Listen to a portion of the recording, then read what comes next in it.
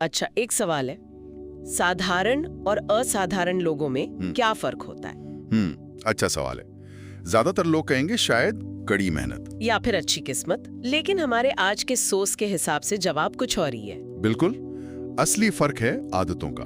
और आज हम उन्हीं 7 आदतों की गहराई में उतरने वाले हैं जिनके बारे में दावा किया जाता है कि वो किसी की भी जिंदगी बदल सकती हैं। हाँ, और हमारा मिशन साफ है, यह समझना कि ये आदतें सिर्फ अच्छी बातें नहीं, बल्कि वो प्रैक्टिकल टूल कैसे हैं जो किसी भी इंसान को भीड़ से अलग खड़ा कर सकते हैं। तो हम फोकस की ताकत यानी डीप वर्क से लेकर सही किताबें पढ़ने तक हर पहलू पर बात करेंगे। बिल्कुल, एक पूरा रोड मैप है ये। ठीक है, तो चलिए इसे खोलते हैं। पहली आदत से शुरू करते हैं, डीप वर्क में महारत। वीडियो में एक बड़ी दिलचस्प बात कही गई है कि आज की दुनिया का सबसे बड़ा दुश्मन गरीबी या कंपटीशन नहीं बल्कि डिस्ट्रैक्शन है। और ये बात कितनी सच है ना? बिल्कुल, काम के बीच में फोन की स्क्रीन का चमकना, वो नोटिफिकेशन की टिंग आवाज और सोशल मीडिया रील्स का वो जाल, एक बार फंसो तो निकलना मुश्किल। सही बात है, ये सब हमारी एनर्जी और फोकस को धीरे धीरे खत्म कर देते हैं। और यहीं पर इसी प्रॉब्लम का सीधा जवाब है डीप वर्क, जिसका मतलब है किसी काम में पूरी तरह से डूब जाना। हाँ, बिना किसी भटकाव के।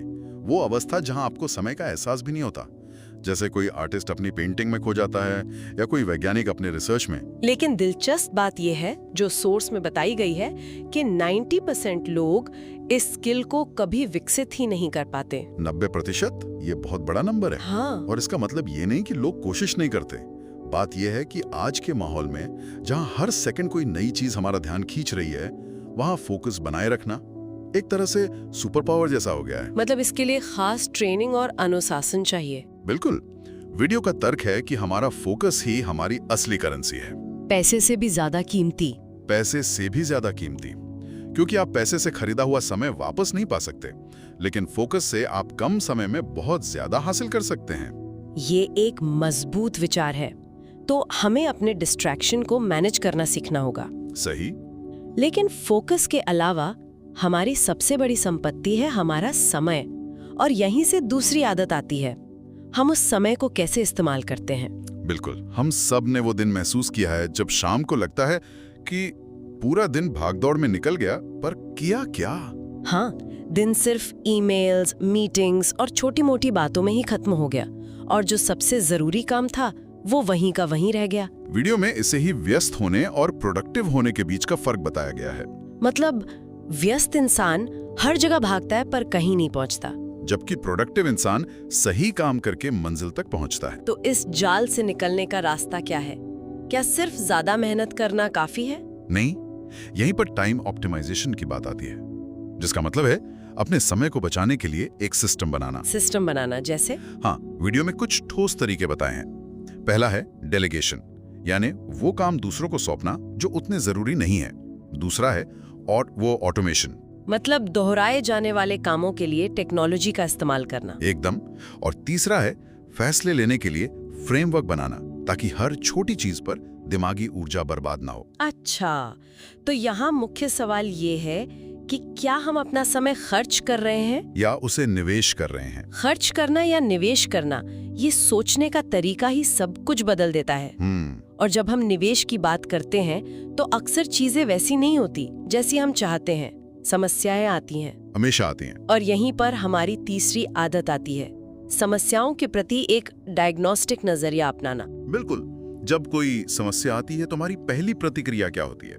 घबराहट, गुस्सा, या फिर ये मेरे साथ ही क्यों हुआ वाली भावना। हाँ, और ये एक स्वाभाविक मानवीय प्रतिक्रिया है, लेकिन असाधारण लोग इसी प्रतिक्रिया को मैनेज करना सीखते हैं। डायग्नोस्टिक नजरिया मतलब समस्याओं को भावनाओं से नहीं बल्कि तर्क से देखना। बिल्कुल, जैसे एक डॉक्टर मरीज को देखकर घबराता नहीं, बल्कि लक्षणों का विश्लेषण करके बीमारी की जड़ तक पहुंचता है। वीडियो में एक बहुत अच्छा उदाहरण था, गाड़ी खराब होने वाला। हाँ, एक व्यक्ति हॉर्न बजाएगा, गुस्सा करेगा, किस्मत को कोसेगा। दूसरा शांत होकर बॉनेट खोलेगा, समस्या समझेगा और समाधान ढूंढेगा। और जाहिर है दूसरा व्यक्ति अपनी मंजिल पर जल्दी पहुंचेगा। तो ये असल में सोचने का तरीका बदलने वाली बात है। मतलब जब हम हालात या दूसरों को दोष देते हैं तो हम असल में अपनी ताकत किसी और के हाथ में दे देते हैं। हम खुद को एक विक्टिम बना लेते हैं। एकदम सही कहा। और जैसे ही आप जिम्मेदारी लेते हैं, ताकत आपके पास वापस आ जाती है। तो सोर्स का सुझाव है कि हमें बाधाओं को एक परीक्षा या फीडबैक की तरह देखना चाहिए। हाँ, जब भी कोई चुनौती आए तो भावनाओं में बहने की बजाय खुद से 2 सवाल पूछने चाहिए। पहला, इस स्थिति में मेरे नियंत्रण में क्या है? और दूसरा, मैं चीजों को बेहतर बनाने के लिए अगला कदम क्या उठा सकता हूँ? ये सवाल पूछते ही वो भावनात्मक धुंधलका छट जाता है, एक साफ रास्ता दिखने लगता है। और जब रास्ता साफ होता है तब हमें उस पर चलने के लिए संसाधनों की जरूरत पड़ती है। ये हमें हमारी चौथी आदत पर लाता है, रिसोर्सफुल बनना।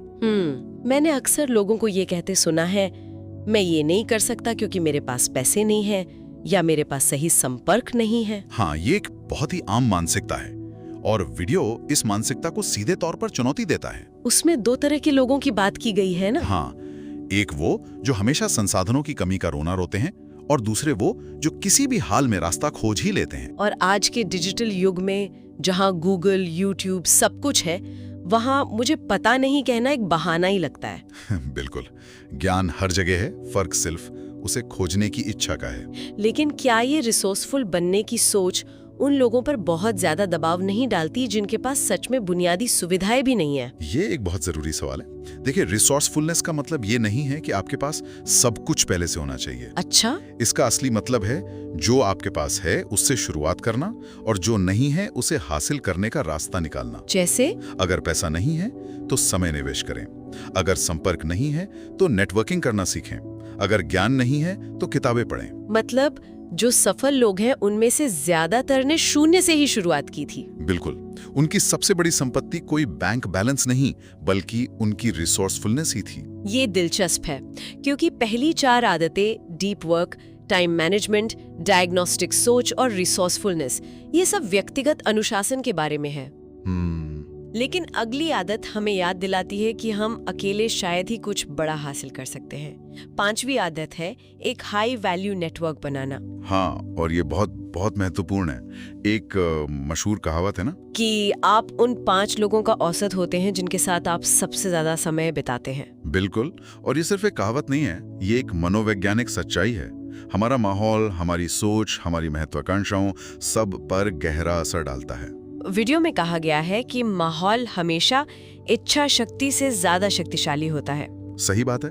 अब चाहे कितने भी मोटिवेटेड क्यों ना हो, अगर आप हर दिन ऐसे लोगों के बीच हैं जो सिर्फ शिकायतें करते हैं तो धीरे धीरे आपकी ऊर्जा भी खत्म हो जाएगी। पर ऐसा नेटवर्क बनाएं कैसे बिना मतलबी या बनावटी दिखे?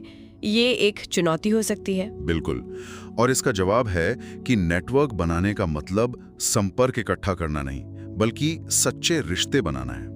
ये एक 2 तरफा रास्ता है। मूल्य आकर्षित करने के लिए आपको खुद भी मूल्यवान बनना होगा। जब आप बिना किसी उम्मीद के दूसरों की मदद करते हैं, अपना ज्ञान बांटते हैं, तो सही लोग अपने आप आपकी तरफ आकर्षित होते हैं। और इसका दूसरा पहलू भी है, टॉक्सिक लोगों से दूरी बनाना, जो उतना ही जरूरी है। उन लोगों को पहचानना जो आपकी ऊर्जा को सिर्फ सोखते हैं। ये मुश्किल हो सकता है लेकिन लंबी अवधि की ग्रोथ के लिए जरूरी है। ग्रोथ की बात चली है तो ये हमें छठी आदत पर ले आती है जो आज के हसल कल्चर में अक्सर नजरअंदाज कर दी जाती है। आदत है अपना ख्याल रखना। आजकल सुनने को मिलता है नींद कमजोरों के लिए है या 24/7 काम करो। सोर्सेस सोच को पूरी तरह से खारिज करता है। मैं खुद इस जाल में फंस चुका हूँ। अच्छा? हाँ, जब आप हसल कर रहे होते हैं तो 5 घंटे की नींद को एक मेडल की तरह देखते हैं, लेकिन वीडियो सही कहता है कुछ हफ्तों या महीनों बाद आपका दिमाग और शरीर जवाब दे देते हैं। उसमें एक कार वाली उपमा भी थी। हाँ, बहुत अच्छी उपमा है। आप एक फरारी से ये उम्मीद नहीं कर सकते कि वो बिना ईंधन के चलेगी, चाहे इंजन कितना भी शक्तिशाली क्यों ना हो। हमारा शरीर भी वैसा ही है। बिल्कुल, सेल्फ केयर कोई लग्जरी या कमजोरी नहीं है, ये सफलता के लिए जरूरी ईंधन है। और इसे नजरअंदाज करने के परिणाम सिर्फ थकान तक सीमित नहीं रहते होंगे। नहीं, बिल्कुल नहीं। परिणाम होते हैं बर्नआउट, मतलब पूरी तरह से दिमागी और शारीरिक थकावट, दिमाग का धीमा पड़ जाना और सबसे खतरनाक गलत निर्णय लेना। एकदम, जब आप थके होते हैं तो आप छोटी छोटी बातों पर गलत फैसले लेते हैं जो आगे चलकर बड़ी समस्याएं बन जाती हैं। इसलिए वीडियो में सेल्फ केयर को वो नींव बताया गया है जिस पर सफलता की इमारत खड़ी होती है। हाँ, और उसके 3 मुख्य स्तंभ बताए गए हैं। शरीर के लिए व्यायाम, दिमाग के लिए पूरी और अच्छी नींद, और आत्मा के सुकून के लिए ध्यान या कोई हॉबी। मतलब असली विजेता वो नहीं जो सबसे तेज भागते हैं, बल्कि वो है जो सबसे लंबे समय तक दौड़ में टिके रहते हैं। सही बात। और लंबे समय तक टिके रहने के लिए शरीर के साथ साथ दिमाग को भी मजबूत रखना पड़ता है।